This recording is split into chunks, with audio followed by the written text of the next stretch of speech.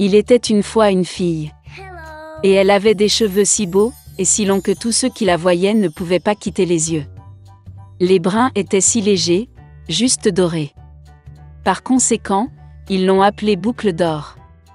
Pour toute sa beauté, c'était une petite fille très coquine.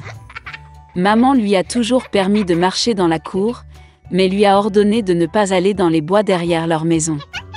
Boucle d'or était très intéressée de savoir ce qu'il y avait dans cette forêt. Et ainsi, alors que la mère n'a pas vu, elle a en quelque sorte quitté la maison dans la forêt. La fille a longtemps marché dans la forêt. Soit il trouve une baie, puis regarde une belle fleur, puis écoute le chant des oiseaux. Alors elle s'est perdue dans la forêt. Et soudain, elle a vu une maison inhabituelle dans une clairière. Boucle d'or s'approcha de lui doucement. Je me suis promenée, mais je n'ai vu personne. Elle a frappé à la porte, mais personne n'a répondu. Puis, elle frappa plus fort et la porte s'ouvrit. Boucle d'or entra prudemment. 3 ours vivaient dans cette maison. Un ours était papa, gros et hirsute. L'autre était une mère ours. C'était plus petit. Le 3e était un petit ours.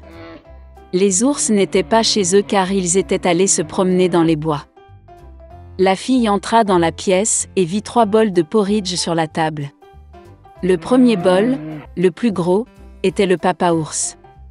Le 2e bol, le plus petit, était la mère ours, et le 3e, le plus petit, était l'ourson. Près de chaque bol, posait une cuillère, grande, moyenne et petite. Boucle d'or avait tellement faim qu'elle a d'abord voulu manger dans un grand bol. Elle prit la plus grande cuillère, prit le porridge, le goûta, mais le porridge était trop chaud. Puis elle prit une cuillère moyenne, ramassa le porridge, le goûta, mais le porridge était trop froid. Enfin, elle prit une petite cuillère et goûta le porridge du petit bol. Cette bouillie n'était ni chaude ni froide, juste comme il faut.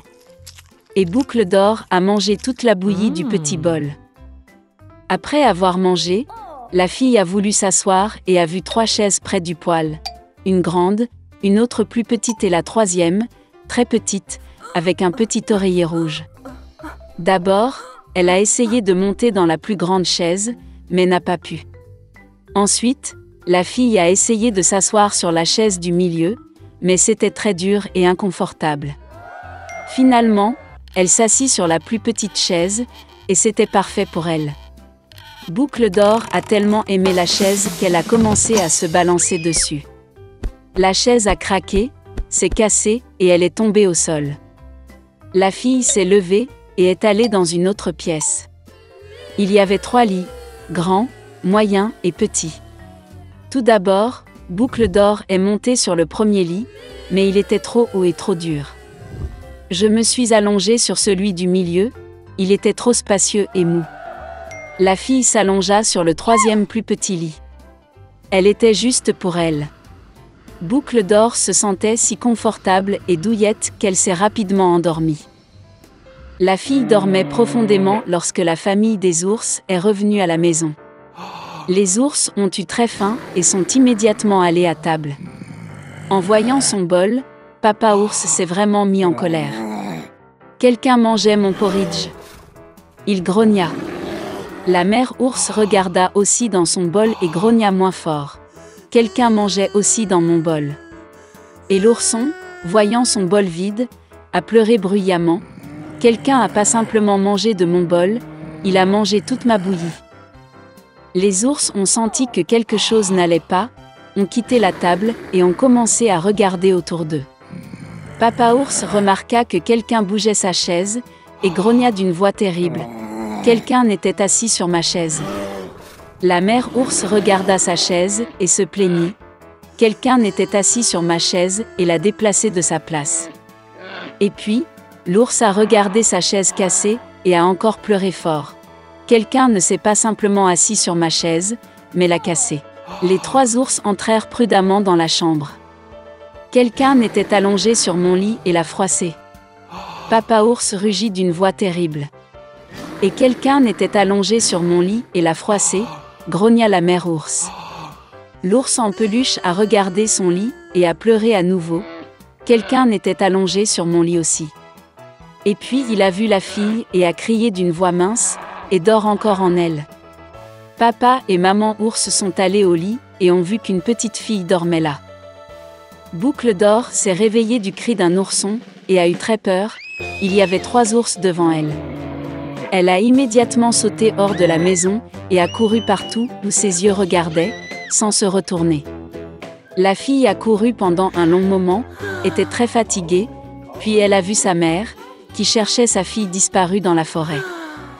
Depuis, Boucle d'or a toujours écouté sa mère et n'a rien fait sans sa permission. Elle est devenue une fille très obéissante, gentille et gentille. Lemuel Gulliver a passé 5 mois entiers avec sa femme et ses enfants en Angleterre, mais l'envie de voyager s'est avérée plus forte. Alors, devenu capitaine du navire aventuré, Gulliver partit pour un autre voyage. Il a recruté 50 membres d'équipage, mais il s'est avéré que tous les membres de l'équipage n'étaient pas des gens honnêtes. Une fois, sous le couvert de la nuit, des traîtres ont fait émeute un navire, ont fait irruption dans la cabine de Gulliver et l'ont ligoté. Pendant 3 jours, l'équipage a gardé l'ancien capitaine enfermé. Et le 4e jour, les traîtres ont débarqué Gulliver sur une terre inconnue, lui ont laissé quelques provisions et ont navigué vers le nord. L'ancien capitaine n'avait d'autre choix que de se diriger vers l'intérieur des terres. En chemin, il rencontra les traces de chevaux, ce qui donna à Gulliver l'espoir d'un sauvetage rapide. Soudain, une figure humanoïde est apparue à l'horizon. Gulliver plissa les yeux et la vit. C'était un singe étrange à la peau foncée et aux cheveux bouclés. Ces animaux avaient de longues griffes sur leurs pattes. Ils avaient l'air si dangereux que Gulliver retint son souffle et s'appuya contre l'arbre derrière. Mais alors quelque chose a attrapé les épaules du voyageur et l'a tiré vers le haut. C'étaient exactement les 2 mêmes singes qui essayaient de traîner leur proie dans l'arbre. Gulliver a eu du mal à riposter avec ses mains, mais les animaux étaient plus forts.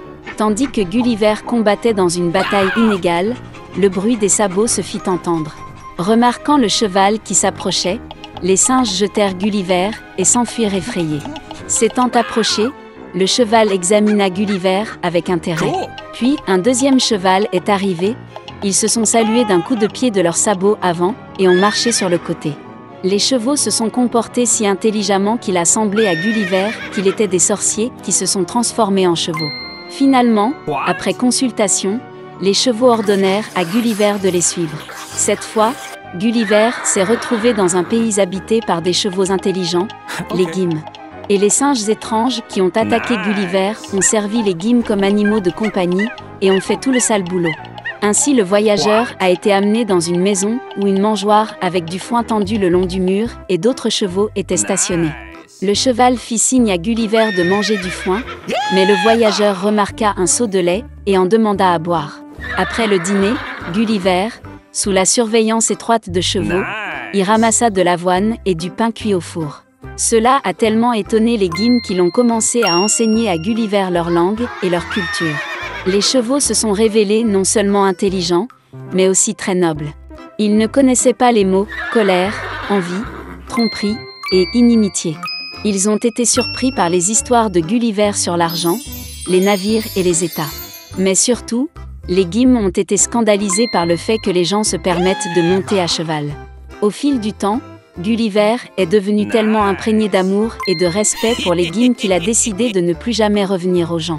Cependant, tous les 4 ans, un conseil des représentants se réunissait dans le pays, où ils discutaient de l'état principal des choses. Gulliver, en tant que créature ressemblant à un singe, n'a pas été autorisé à être présent à la réunion.